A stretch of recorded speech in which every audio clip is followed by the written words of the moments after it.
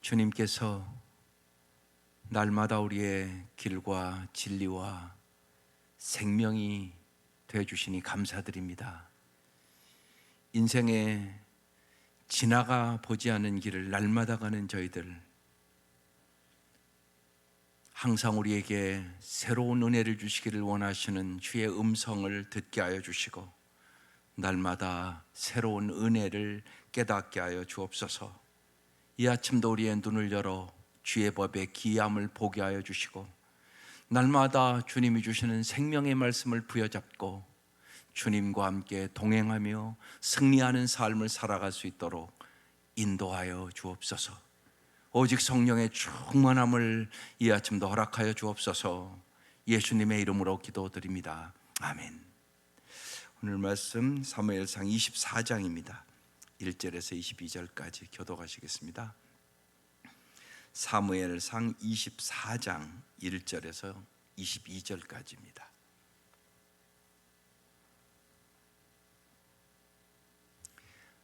사울이 블레셋 사람을 쫓다가 돌아오매 어떤 사람이 그에게 말하여 이르되 보소서 다윗이 엔게디 광야에 있더이다 하니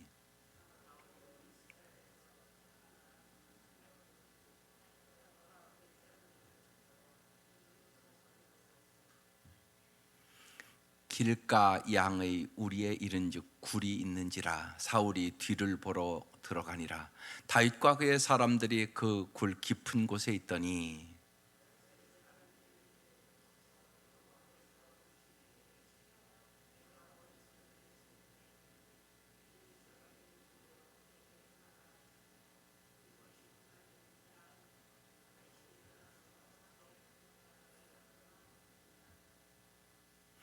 그리한 후에 사울의 옷자락 뱀으로 말미암아 다윗의 마음이 찔려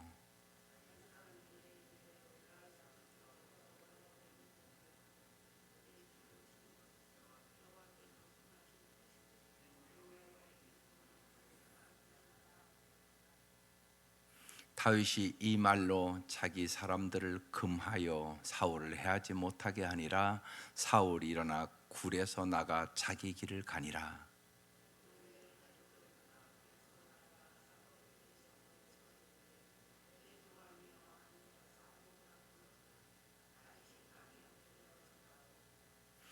다윗이 사울에게 이르되 보소서 다윗이 왕을 해하려 한다고 하는 사람들의 말을 왕은 어찌하여 들으시나이까?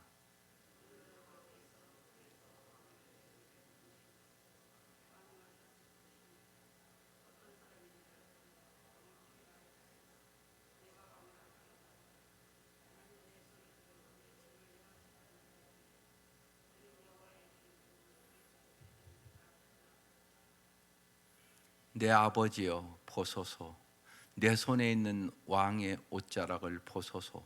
내가 왕을 죽이지 아니하고 겉옷자락만 베었은즉 내 손에 악이나 죄과가 없는 줄을 오늘 아실지니이다. 왕은 내 생명을 찾아 해하려 하시나 나는 왕에게 범죄한 일이 없나이다.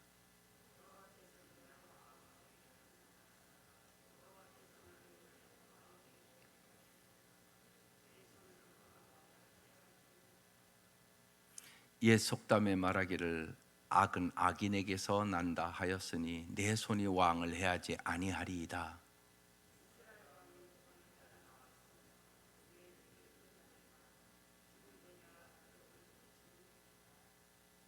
그런즉 여호와께서 재판장이 되어 나와 왕 사이에 심판하사 나의 사정을 살펴 억울함을 풀어주시고 나를 왕의 손에서 건지시기를 원하나이다 하니라.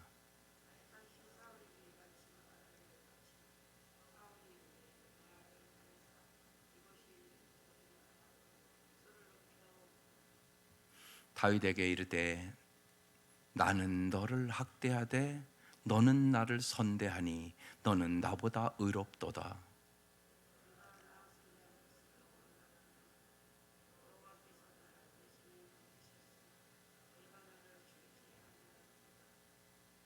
사람이 그의 원수를 만나면 그를 평안히 가게 하겠느냐? 내가 오늘 내게 행한 일로 말미암아 여호와께서 내게 선으로 갚으시기를 원하노라.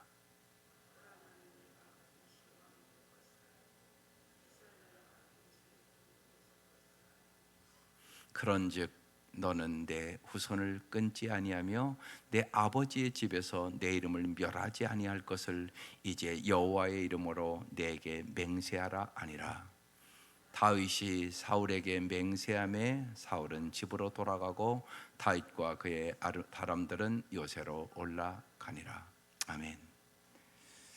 오늘 왜 이 찬송을 불렀는가 아셨죠? 예. 오늘 3절에 나오잖아요. 성도의 신앙 본받아 원수도 사랑하겠네. 인자한 언어 행실로 이 신앙 전파하리라. 성도의 신앙 따라서 죽도록 충성하겠네. 가사를 집에 가서 다시 한번 불러보시면 알 수가 있어요. 환난과 핍박 중에 성도가 신앙을 지킨다는 게 뭔가. 지금 다윗이 환난과 핍박을 받고 있는데 오늘 다윗이 어떤 태도를 가지고 있는가, 거기에 대한 말씀이에요. 우리의 인생은 누구나 지나가 보지 않은 길을 가는 거잖아요. 우리 내일 일도 모르고 가는 거예요. 그래서 날마다 항상 새로운 은혜가 임하지 않으면 우리 이렇게 할 수 없어요. 여러분이 이런 일을 만났으면 이렇게 다윗처럼 할 수 있을까요?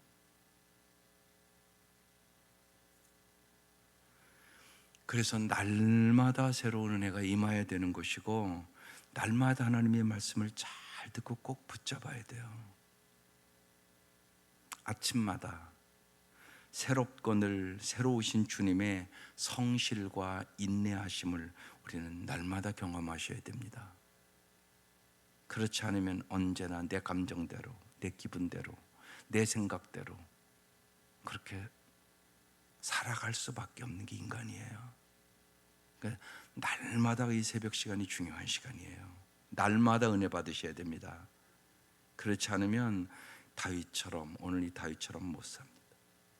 그걸 여러분 잘 아셔야 돼요. 오늘 그래서 정말 사울을 죽일 수 있는 절호의 기회가 지금 다윗에게 왔잖아요. 날마다 지금 다윗을 죽이려고 쫓아다니는데요, 그냥 꽉 찔리면 끝나는 거란 말이에요. 그러나 다윗은 하나님이 기름 부으신 왕을 해칠 수 없다면서 사울을 죽이지 않아요. 그래서 정말 원수도 감동시킨 오늘 다윗의 아름다운 행동이 기록된 것이에요. 주님이 우리에게 신약에 뭐라고 그래요? 원수를 사랑하라고 얘기해요. 너를 핍박하는 자를 위하여 기도하라고 말씀해요. 이게 말로는 쉬운데 엄청나게 어려워요. 원수는 그만두고, 내 가까운 사람들에게 상처만 입어도 사람들이 어찌할 바를 모르잖아요. 그게 우리의 모습이기 때문에 날마다 하나님의 은혜를 받아야 우리가 오늘 이 다윗처럼 할 수 있다는 말씀입니다. 오늘 말씀 잘 볼게요. 사울이 블레셋 사람을 쫓다가 돌아오며 어떤 사람이 그에게 말하여 이르되 다윗이 엔게디 광야에 있더이다. 이 광야는 아주 뜨거운 곳이에요. 그러니까 우리가 상상할 수 없을 정도로 뜨거운 그 이제 사막 지역이니까요. 그런 지역입니다. 2절, 사울이 온 이스라엘에서 택한 사람 3,000명을 거느리고, 지금 뭐 다윗은 많아야 뭐 5, 600명 정도 돼요. 지금 다윗을 따르는 사람들이. 그런데 이게 3,000명이라고 기록되어 있어요. 다윗과 그의 사람들을 찾으러 들염소 바위로 갈새 길가에 양의 우리 이제 굴이 있었어요. 그런데 이제 굴은 우리 한국 사람들이 상상하는 것보다 엄청나게 큽니다. 많이 들어갈 수 있는 굴은 3,000명까지 들어갈 수 있는 굴이 있어요. 그러니까 엄청난 거죠, 그 굴이. 그러니까 이제 이 엔디게 광야니까 엄청나게 뜨거운 광야거든요. 그러니까 이제 그런 굴에 들어가서 쉬기도 하고 그렇습니다. 그 굴에 이제 다윗이 그 안에 있는데 사울이 뒤를 보러 들어가니라 이렇게 써 있어요. 다윗과 그의 사람들이 그 굴 깊은 곳에 있었단 말이죠. 그러니까 엄청나게 큰 굴이니까 서로 볼 수가 없는 그런 아주 3,000명까지 들어간다니까요. 큰 굴이니까 엄청나게 큰 거죠. 하여튼 큰 굴이었던 것 같아요. 이제 사울이 뒤를 돌아가는데 다윗과 그의 사람들이 그 굴 속에 이미 들어가 있었던 거죠. 다윗의 사람들이 4절에 말합니다. 보소서, 여호와께서 당신에게 이르기를 내가 원수를 내 손에 넘기리니 내 생각이 좋은 대로 그에게 행하라 하시더니 이것이 그날이다, 이렇게 얘기를 했어요.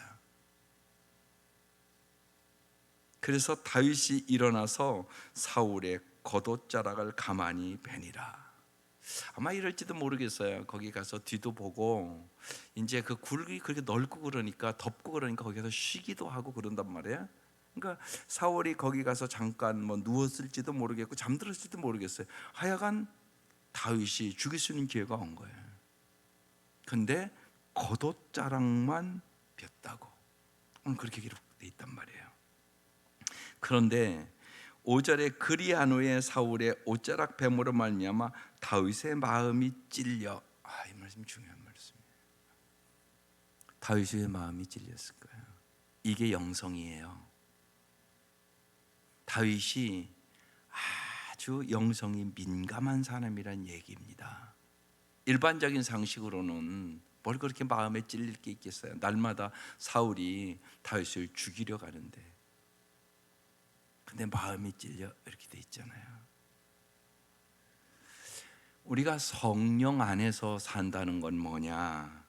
내 마음이 언제나 옳은 것과 그른 것을 정확하게 분별할 줄 아는 것이에요. 하나님의 뜻과 사람의 뜻을 분별할 줄 아는 것이에요. 이게 참 중요해요.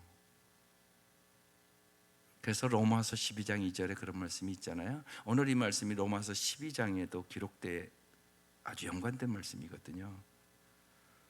로마서 12장 2절에 하나님의 선하시고 기뻐하시고 의로운 뜻을 분별하라. 너희는 이 세대를 본받지 말고 오직 마음을 새롭게 함으로 변화를 받아 하나님의 선하시고 기뻐하시고 의로운 뜻을 분별하라. 이게 성령이 충만한 사람, 성령에 민감한 사람이 갖는 삶의 태도예요. 사울의 옷자락을 베고도 지금 다윗의 마음이 찔려서 자기 사람들에게 이렇게 말해요. 내가 손을 들어 여호와의 기름 부음을 받은 내 주를 치는 것은 여호와께서 금하는 것이니 그는 여호와의 기름 부음을 받은 자가 됨이니라. 이렇게 말해요. 여기서 보세요. 좋은 기회가 주어졌다고 바로 하나님의 뜻으로 우리는 성급하게 행동해서는 안 된다는 사실이에요. 오늘 우리가 사는 이 시대가 부작의 성공주의, 결과주의를 가지고 얘기를 해요. 눈에 보이는 걸로. 그렇지 않아요. 여러분 언제나 잊지 마셔야 돼요. 사람들은, 세상 사람들이 성공이라는 것이 하나님 보시기에는 실패일 수 있어요. 결과가 좋다고 다 좋은 거냐? 그렇지 않아요. 하나님은 과정을 더 중요시 여겨요. 그러니까 이 말은 틀린 말이에요. 뭐로 가도 서울만 가면 된다? 한국 사람들은 그런 사고를 많이 갖고 있어요. 결과만 좋으면 된다? 아니요. 하나님 그렇지 않으세요. 근데 우리도 모르게 우리 한국 사람들의 사고방식이 그렇게 돼 있어요. 성공하면 되지 뭐, 결과만 좋으면 되지 뭐. 하나님 그렇지 않아요. 그러니까 우리가 항상 주의해야 돼요. 눈앞에 보이는 게 다 아니에요. 하나님은 과정을 중요시 여겨요. 사람을 외모를 보지만 하나님은 중심을 보세요.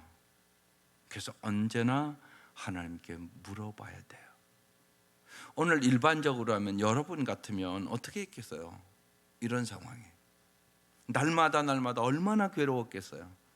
날마다 죽이러 수많은 군대를 가지고 몇천 명씩 데리고 지금 다윗 잡아 죽이려 쫓아다니잖아요. 근데 기회가 왔잖아요. 정말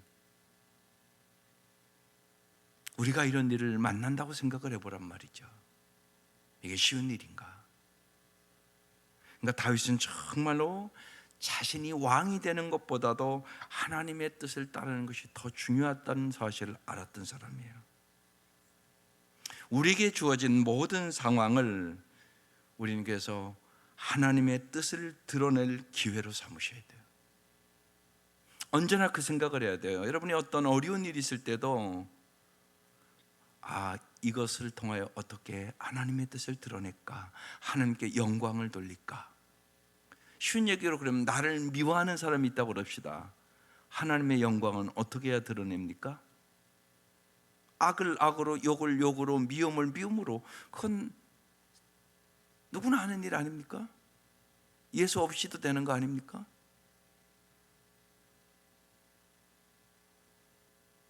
미움을 그래서 사랑으로 이기라는 것입니다. 선으로 악을 이기라고 얘기하는 겁니다. 그러니까 이건 내 힘으로 할 수 있는 게 아닙니다. 주님이 내 안에 거하시고 성령의 역사가 있어야 그렇게 살아갈 수 있는 것입니다. 분명하지 않겠어요? 그러니까 우리가 그 생각을 해야 됩니다. 내가 못마땅한 일이 있죠. 다 날마다 집에서도 있을 텐데요. 그러면 내가 불평할 것인가? 감사할 것인가? 그건 내가 선택하는 거죠. 어떤 게 하나님께 영광이 될까요? 모르세요?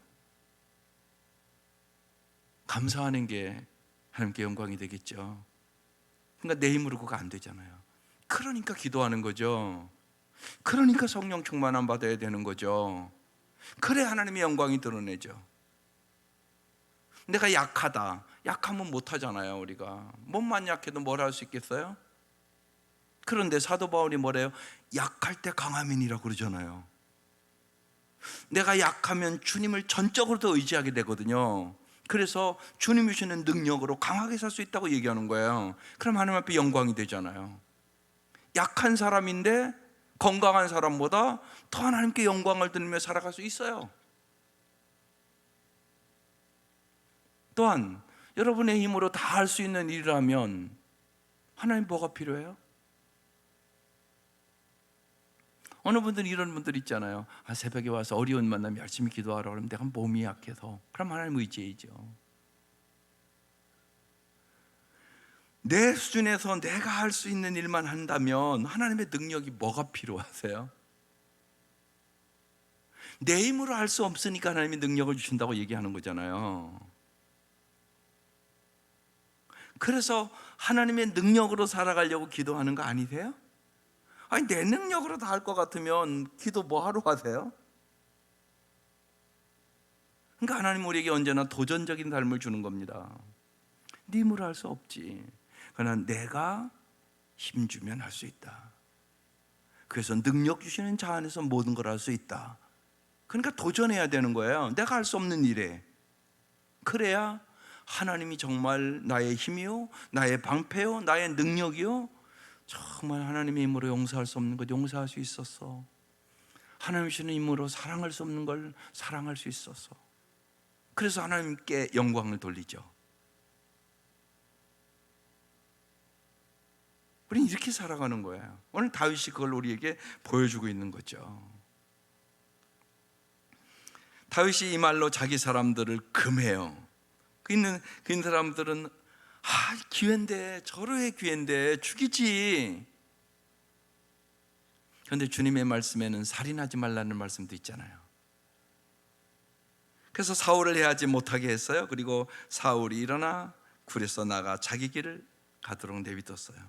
그 후에 이제 다윗이 나간 후 다윗이 따라 나갔겠죠. 굴에서 나가 사울에 대해서 외칩니다. 내 주 왕이여. 그러니까 사울이 돌아봤어요. 다윗이 땅에 엎드려 절하고, 이 다윗의 태도를 보란 말이에요. 얼마나 이 다윗이 겸손한 사람인가. 땅에 엎드려, 원수잖아요 지금. 땅에 엎드려 절하고, 다윗이 사울에게 이르되 보소서, 다윗이 왕을 해하려 한다고 하는 사람들의 말을 왕은 어찌하여 들으시나이까. 나는 그런 적이 없다는 거죠.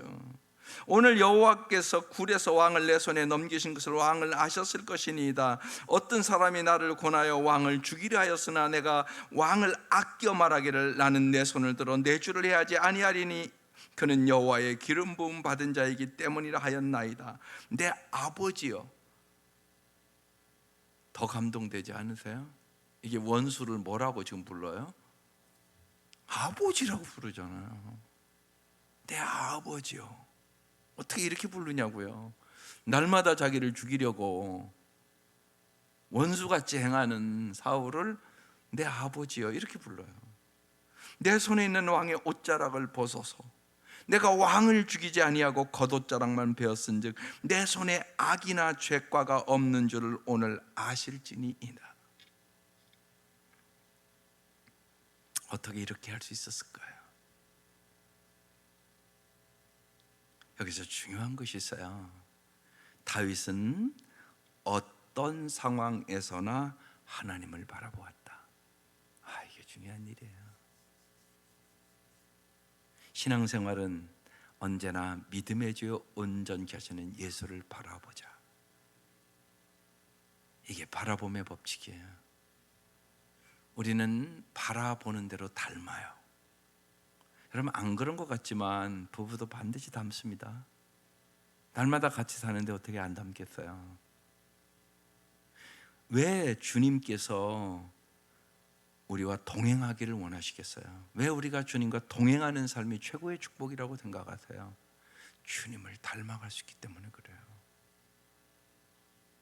그래서 언제나 특별히 인생에 어려운 일을 만났을 때 우리는 꼭 예수를 바라봐야 돼요. 근데 우리는 그렇지 않거든요. 세상 바라보고 사람 바라보고 땅의 것을 바라보고 낙심하고 절망하잖아요. 하나님을 바라보고 절망하는 게 아니잖아요. 그래서 이 훈련을 날마다 하는 거예요. 오늘도 여기 예수 바라보러 온 거라고요. 주님 주시는 은혜 받으려고 온 거라고요. 우리는 정말 날마다 순례자의 길을 가는 거예요. 낯선 길을 가는 거예요. 한 번도 안 살아봤잖아요. 인생 한 번밖에 못 사는 삶이에요. 두 번 사는 게 아니란 말이에요, 이 땅에서. 그러니까 날마다 새로운 은혜를 주님이 주시기를 원하시는 거예요.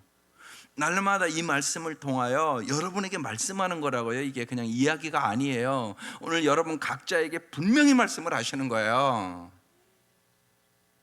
내 마음이 좋은 땅이면 그 말씀을 아멘으로 딱 받고 적용시키는 거고요. 내 마음이 좋은 땅이 아니고 길가나 가시떨기 밑이나 돌짝밭과 같은 땅이면 그냥 말씀을 듣고 잊어버리는 거예요. 그러니까 삶은 하나도 안 변하는 거예요. 왜? 문제는 어디에 있는 거라고요? 내 마음밭에 있는 거예요, 지금. 그러니까 내 마음이 반드시 좋은 땅이 돼야 돼요. 그래야 말씀이 있을 때, 이 말씀 내 말씀이네. 하나님 나에게 오늘도 말씀하시는 거네. 그래서 그 말씀을 딱 받아 먹고 그 말씀을 적용해 살아가는 것이에요. 그때마다 하나님의 은혜와 능력이 경험되는 거예요, 우리의 삶에. 하나님 진짜 살아계시네. 하나님 진짜 역사하시네.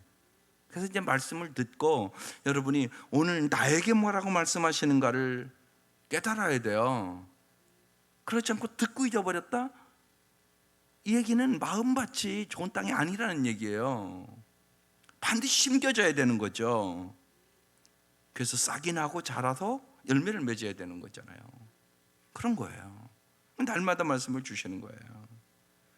이제 다윗이 자기가 정말 사울 왕에 대한 태도를 얘기하는데 어떻게 이런 태도를 갖느냐 말이에요. 다윗이 어떠한 상황에서나 하나님을 바라봤기 때문에 이런 태도를 가질 수 있게 되는 것이에요. 그러니까 하나님이 주신 태도예요. 그렇게밖에 말할 수밖에 없잖아요, 이 말씀이에요. 12절 여호와께서는 나와 왕 사이를 판단하사 여호와께서 나를 위하여 왕에게 보복하시려니와 딱 나오잖아요, 지금요. 내 손으로는 왕을 해하지 않겠나이다. 옛 속담에 말하기를 악은 악인에게서 난다 하였으니 내 손이 왕을 해하지 아니하리이다. 이스라엘 왕이 누구를 따라 나왔으면 누구의 뒤를 쫓나이까? 죽은 개나 벼락을 쫓음이니이다. 그런즉 여호와께서 재판장이 되어 나와 왕 사이를 심판하사 나의 사정을 살펴 억울함을 풀어주시고 나를 왕의 손에서 건지시기를 원하나이다 아니라. 그러니까 원수 갚는 것을 로마서 12장 나오는 말씀이에요. 누구에게 맡겨라? 하나님께 맡기라.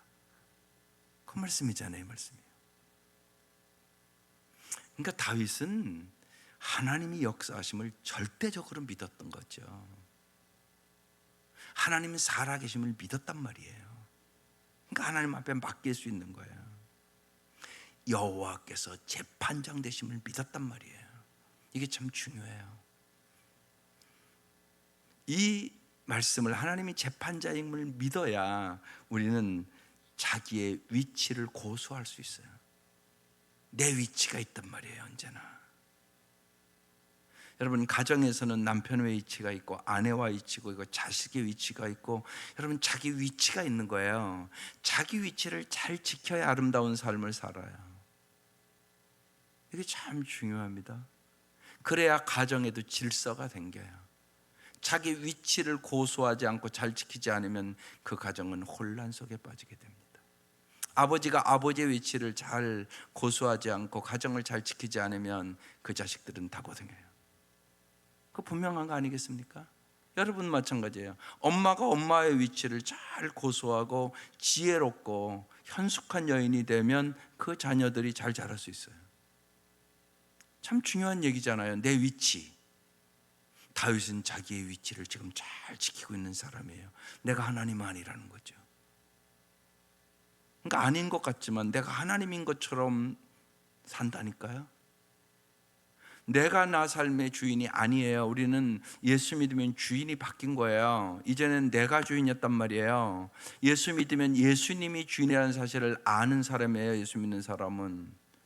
그러면 언제나 예수님께 물어보고 행동해야 되잖아요. 그런데 이것을 어긴단 말이에요. 그래서 아버지가 그러니까 권위를 지켜야 되는데 권위주의가 돼서 막 강요하고 자기 맘대로 하려고 그러면 그 아들과의 관계가 다 깨져버리게 되잖아요. 언제나 잊지 마셔야 돼요. 아내의 위치가 있고 남편의 위치가 있고 그 위에 하나님의 위치가 있는 거죠. 위치를 잘 고수할 때 가정에는 질서가 생기는 거예요. 오늘 문제는 여기 있어요. 이 위치가 다 흔들려 버렸어요. 가정도요. 수많은 가정들이요. 그러니까 가정이 혼란스러워요.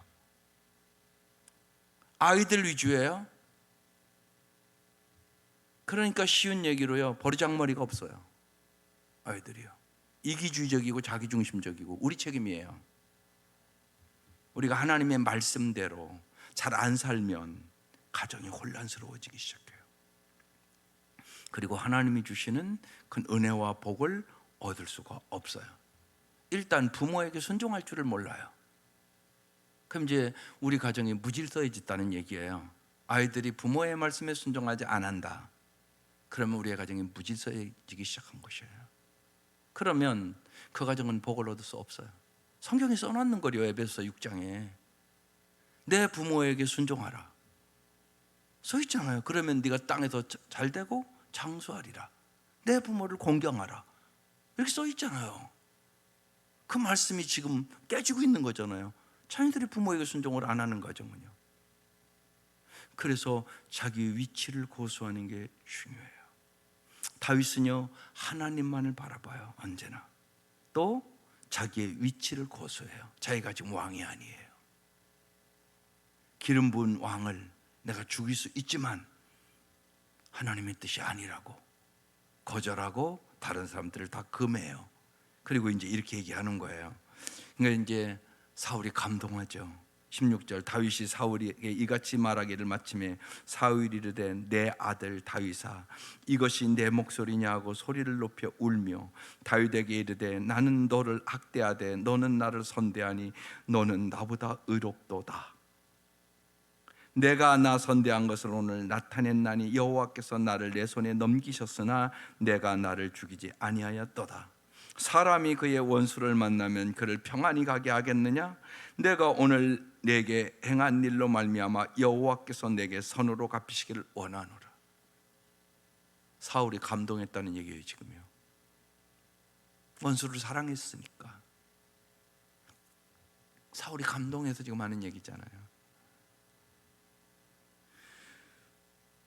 보라 나는 내가 반드시 왕이 될 것을 알고 이스라엘 나라가 내 손에 견고히 설 것을 아노니. 이렇게 아는데 알면 진짜 회개하고 여기서 이제 더 이상 다윗을 죽이려고 하지 말아야 되잖아요. 근데 그러지 않아요. 끊임없이 다윗을 죽이려고 쫓아다녀요. 근데 여기서 우리가 중요한 게 있어요. 이 우리의 삶 속에요, 여러분 자기 집착이 얼마나 무서운가를 잘 아셔야 돼요. 사람은 그게 있어요, 여러분. 여러분이 집착하는 게 있다고요. 그것을 주님 앞에 빨리 맡기세요. 내가 어떤 고정관념을 가지고 내가 너무나 집착하고 있는 것 혹시나 없을까? 왜 집착하냐? 내 것이라고 생각하니까 집착해요. 여러분 것은 세상에 없어요. 언제나 잊지 마세요. 모든 것 주님이 주신 것이에요. 내 생명도 내 거 아니에요. 그래서 여러분, 내 생명이 내 것이고 내가 지킨다 그러면 날마다 불안해서 어떻게 사세요? 분명한 것은요, 인간의 생사화복이 하나님의 손에 있어요. 나는 죽는 날짜도 몰라요. 그러나 주님은 알고 계세요. 그걸 진짜 믿으시라고요. 인간의 생사화복이 의사의 손에 있는 것도 아니에요. 하나님의 손에 있어요. 내 것이 하나도 없어요. 그래서 마틴 루터가 임종하기 전에 마지막 화장실에서 깨달은 것이 우리는 모두 거지다. 이걸 깨달았다는 거 아니에요. 모든 것 주님이 주신 것이에요. 또 이것을 여러분이 발견할 때마다 날마다 감사한 거예요. 오늘도 햇빛도 주시네. 오늘도 숨 쉴 수 있는 능력도 주시네. 날마다 주님은 우리에게 은혜를 주세요. 근데 우리는 주신 은혜는 못 보고 끊임없이 조금 더 이라고 살아가요. 그러니까 감사가 없는 것이에요. 그러니까 불행한 거예요. 날마다 감사하는 사람이 행복하지 않겠어요? 그래서 제가 지난주에 얘기했잖아요. 지선양은 날마다 자기가 그 사고를 만나고 인생의 터널을 지나고 나서 날마다 주님이 빛을 비추고 날마다 주신 은혜가 있고 남은 것이 이렇게 많은데, 그러면서 날마다 주시는 이 행복을 어떻게 과거와 바꾸겠냐고. 바꾸지 않겠다고. 우리 똑같이 우리에게 주시는 은혜예요. 날마다. 그래서 은혜는 발견하는 거예요. 주님이 은혜를 안 주는 게 아니에요. 날마다 햇빛 주시잖아요. 악인에나 선인에게나 다 준다고 또 말씀하세요. 모든 사람에게 햇빛 주신다고요. 모든 사람에게 비를 주시기를 원하신다고요. 하나님은 이렇게 은혜와 풍성한 삶을 우리에게 주시기를 원하시는 분이세요. 이것을 내가 날마다 발견하고 경험하고 살아야 되는 거죠. 그러면 내가 날마다 주 안에서 행복한 삶을 살아갈 수 있게 되는 거죠. 그래서 다윗은 지금 점점 하나님의 은혜 가운데서 하나님을 바라보며 성숙해가는 하나님의 마음에 합한 사람으로 변화되는 것을 우리가 지금 보는 거예요. 원수까지 지금 사랑하는 마음을 갖잖아요, 다윗이요.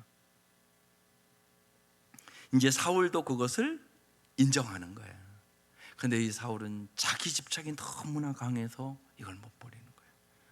사람이 여러분 안 그런 것 같아도 이렇게 잘 보세요. 역사를 보면 알잖아요. 권력에 집착해서 망한 사람이 얼마나 많아요. 물질에 집착해서 망한 사람이 얼마나 많아요. 거기서 그냥 그만하면 되는데 집착해가지고요, 또 투자하고 꿔다 투자하고 막 이 짓을 하거든요. 그러고서 갚을 수 없는 빚을 져가지고 힘들고 어려워하는 사람들이 얼마나 많은가 몰라요. 주위에 주식 투자하다가 망한 사람들 엄청나게 많아. 돈 버는 사람보다 망한 사람이 더 많아요. 그것도 욕심이 잉태한 즉 죄를 낳는 거잖아요. 없으면 그만둬야 될 거 아니에요. 어찌하여 꿔다 하냐고요. 그런 일들이 종종 있는 거예요. 없는 일이 아니라 우리 주위에 보면 이게 다 자기 집착에서 오는 것이에요. 그러니까 언제나 예수 믿는 것은 그래서 나는 죽고 예수로 사는 거예요. 내가 죽어야 돼요. 나는 자꾸 집착한단 말이에요, 세상 것에. 그게 아니에요. 날마다. 그래서 사도 바울은 날마다 죽노라 그렇게 얘기한 거예요. 그래서 나는 죽고 예수로 살아가는 거. 사울은 이것을 오늘 이렇게 다 고백을 하면서 그러면서 그러잖아요.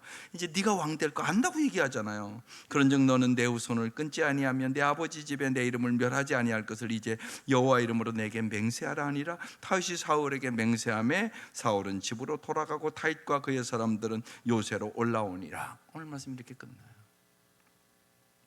어떤 상황에서도 다윗은 하나님만을 바라봤다. 언제나 그의 위치를 고수했다. 또 하나, 다윗은 기다릴 줄 아는 사람이다. 하나님의 때. 여러분, 모든 것에는 때가 있어요. 근데 사람은, 여러분, 기도 응답도 그렇잖아요.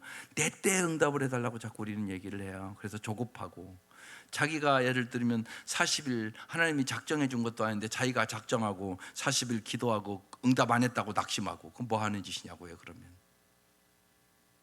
그러지 말라고요. 언제 하나님이 작정해 줬어요? 당신이 작정을 했잖아요. 그러면 그 시간에 응답하는 때는 하나님이 정하는 거예요. 나는 믿음을 키우라고요. 하나님의 말씀 앞에 정말 어떠한 상황에서도 흔들리지 않는 믿음. 그리고 나의 인생에 여러 가지 어렵고 힘들으니까 그렇게 작정하고 기도하는 거 좋은 일이에요. 그렇지만 더 중요한 건 그것을 넉넉히 이길 수 있는 능력을 얻으세요. 인생은 한 단계 넘으면 또 한 단계고, 한 단계 넘으면 또 한 단계고, 인생은 고난이 넘으면 또 있는 거잖아요. 언제나요. 언제까지 고난을 없게 해달라고만 기도하겠어요? 아니요. 고난을 이길 수 있는 능력을 달라고 기도를 하세요. 세상에서 크리스찬의 삶은요, 반드시요 환난과 핍박이 있는 것이에요. 오늘 그 찬송이잖아요. 이게 1세기의 초대교인들 보세요. 그들은 예수를 잘 믿어서 죽었어요. 순교했다고요. 예수를 잘 믿으면 반드시 환난과 핍박이 있어요. 적당하게 믿으면 환난 핍박 없어요. 세상과 적당히 타협하고 사는데 무슨 환난과 핍박이 있어요? 진짜 잘 믿어 보시라고요. 전도 가서 해보시라고요. 날마다 핍박 안 받나? 전도 안 하니까 핍박 받을 게 뭐가 있으세요? 여러분 삶에서. 근데 가서 전도 해보라고요. 그럼 핍박이 있다니까요. 너나 잘 살아 막 그런 얘기도 하고요. 그러니까 한 판사 그 아내가 처음으로 나갔대요. 전도하러 막노동하는 거기 가서. 그랬더니 그러더래요. 저건 살만하니까 시간이 있으니까 너 시간이 있으니까 와서 뭐 우리 전도하지. 우리는 지금 뼈 빠지게 이렇게 일하지 않으면 살 수도 없어. 그러면서 막 욕설을 하고 그러더래요. 그런 핍박 욕 들어본 적 처음이래요. 자기 남편에게도 들어본 적이 없는. 여러분, 전도하면 핍박 받아요. 오늘 우리 형편에서 전도 안 하면 핍박 전혀 없어요. 무슨 핍박이 있습니까, 여러분? 그게 현실이잖아요. 하나님의 말씀대로 살면 핍박이 있습니다. 적당하게 미지근하게 믿으면 핍박 없습니다. 그러니까 이 찬송가가 마음에 안 오는 겁니다. 환난과 핍박 중에도 1세기의 성도들의 찬양이기 때문에 그렇습니다. 성도는 신앙 지켰네. 이 신앙 생각할 때 기쁨이 충만하도다. 사도행전에 써 있습니다. 그들이 나가서 전도를 하는데 핍박받습니다. 그런데 기쁨이 충만하니라 이렇게 써 있습니다. 그걸 찬송으로 만든 것입니다. 성도의 신앙 따라서 죽도록 충성하겠네. 성경은 얘기하냐, 죽도록 충성하라. 그리하면 생명의 면류관을 주리라. 그렇게 써 있잖아요, 성경에는요. 그 찬송가입니다. 정말 이제 다윗이 사울에게 말할 수 없는 핍박을 받으면서 하나님 마음에 합한 사람으로, 정말 때를 기다릴 줄 아는 사람으로, 인내할 수 있는 사람으로 이제 다윗은 이렇게 변화되는 것을 보게 되는 것입니다. 이것이 참된 성도의 삶인 것입니다. 이것이 정상적인 성도의 삶인 것을 얘기하고 있는 것이에요. 다윗에게 있었던 이 핍박도 우리에게도 동일하게 있게 되는 것입니다. 언제나 다윗처럼 주님만을 바라보고 나의 위치를 정확하게 고수하고 언제나 주님의 때가 있음을 믿고 기다리며 간구하고 가장 좋은 때에 주님이 가장 좋은 것을 주실 줄 믿고 다윗과 같은 은혜로 살아갈 수 있기를 주의 이름으로 축원합니다. 기도드리겠습니다. 하나님 감사합니다. 정말로 우리의 인생이 지나가 보지 않은 길을 날마다 갑니다.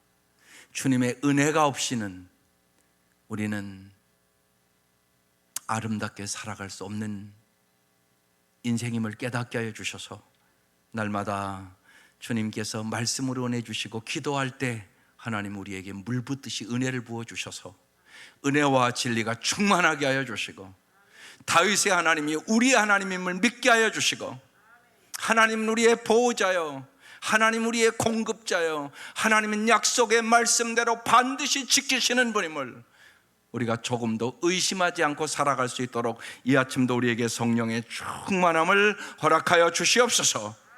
간절히 간구하는 기도에 하나님은 가장 좋은 때에 가장 아름다운 것으로 채워주시는 주님임을 우리가 조금도 의심하지 않고 믿음으로 세상을 넉넉히 이길 수 있도록 역사하여 주시옵소서.